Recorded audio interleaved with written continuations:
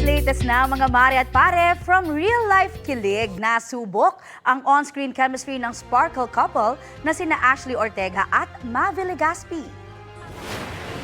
This March na mapapanood ang kapuso drama mystery series na Apoy sa Dugo.